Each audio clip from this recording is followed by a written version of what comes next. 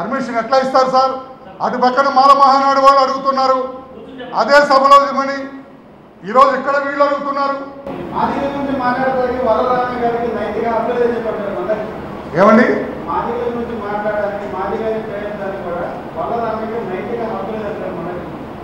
ఏమి నేను మాది కాదా? ఆయన అన్నాడేమో ఒకవేళ. నేను అసలు శిస్సులైన మాదిగా, ఆయన గురించి మందకృష్ణ గురించి నాకు తెలియదు. నేను అసలు శిస్సులైన మాదిగా. సార్ ఇప్పుడు కాలమాన ఉమ్మడి రాష్ట్రంలో ఉన్నప్పుడు పరిస్థితులు ఒక రకంగా ఉంటాయి.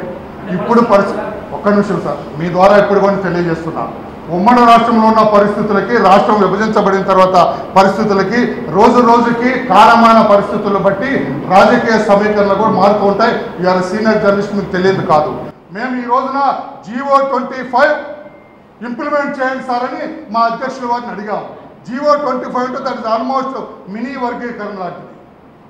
ఏ జిల్లాలో ఈ కులాలు అత్యధికంగా ఉన్నారో వాళ్ళకి ఎక్కువ ఫలాలు అందుతాయి.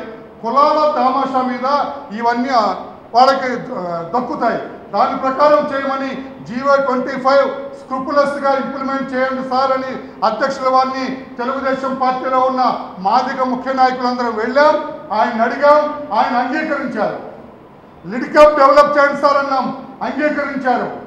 లోన్ల విషయంలో కూడా దామాషా ప్రకారం ఏ కులం ఆ జిల్లాలో ఎక్కువ ఉంటే ఆ కులానికి ఎక్కువ వచ్చేటట్లుగా చూడండి, కుల ప్రాతిపదిక మీద, ఆ జనాభా ప్రాతిపదిక మీద ఇవ్వండి సార్ అని అడగటం జరిగింది. అధ్యక్షుల వారు ఒప్పుకున్నారు. తర్వాత ఈ లెదర్ ఇండస్ట్రీని డెవలప్ చేయమని అడిగాం, తప్పకుండా డెవలప్ చేస్తా. మాదిగల మీద అత్యంత ప్రేమ ఉన్నది నాకు, తప్పకుండా చేస్తా. మాదిగలకు అత్యంత ప్రాధాన్యత ఇచ్చింది నేను వచ్చిన తర్వాతని ఆయన చెప్పడం జరిగింది. మాదిగలకు ఆయన చేస్తారన్న నమ్మకం మాకుంది. అందుకే మాదిగ సోదరులందరికీ విజ్ఞప్తి చేస్తున్నాం, సమస్యని మీరు అర్థం చేసుకోండి. సున్నితమైన సమస్యది. GO 25 స్క్రూపులస్గా ఇంప్లిమెంట్ చేస్తే మన సమస్యలు చాలా వరకు తొలగిపోయినట్లు అని చెప్పి తెలియజేస్తూ, ఇటువంటి ఆందోళన వల్ల ఒరిగేది ఏమీ లేదని చెప్పి కూడా తెలియజేస్తూ, 100కి 100 మాదిగ బిడ్డని నేను.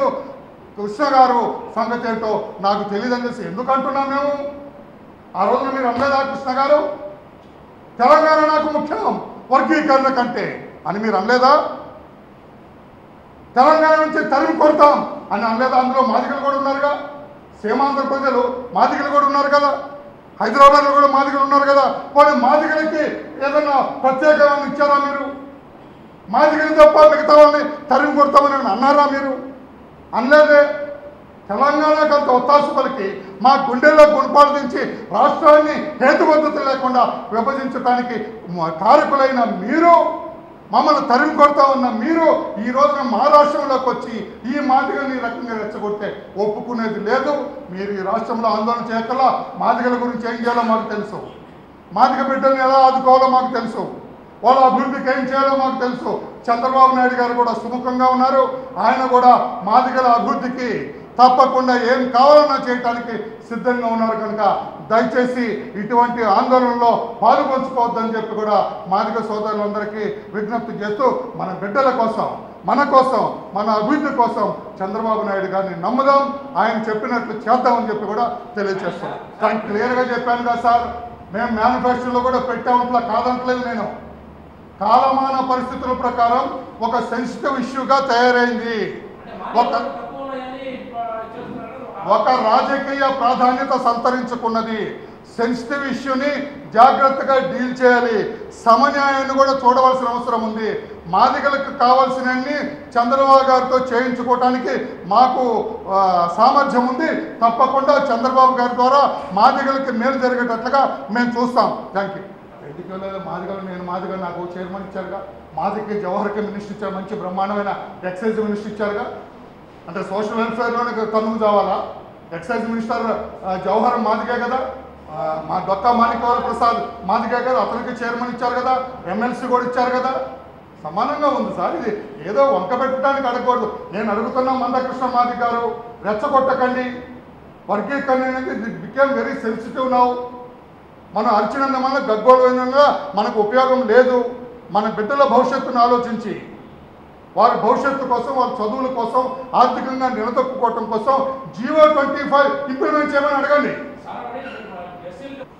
పార్టీ అధ్యక్షుడు ఎవరు ఇవ్వాలనేది పార్టీ నిర్ణయం తీసుకుంటుంది. పొలిట్ బ్యూరో అందరూ నిర్ణయించారు.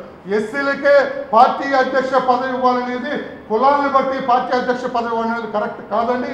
ఎవరు సమర్థంలో ఎవరో చూసుకొని పార్టీ నిర్ణయం తీసుకుంటుంది, పొలిట్ బ్యూరో నిర్ణయం తీసుకుంటారు, పార్టీ అధ్యక్షులు వారు తీసుకుంటారు. అంతేగాని మాదిగలకి పార్టీ అధ్యక్ష పదవి అని ఆ డిమాండ్ మేము పెట్టదలుచుకోలేదు.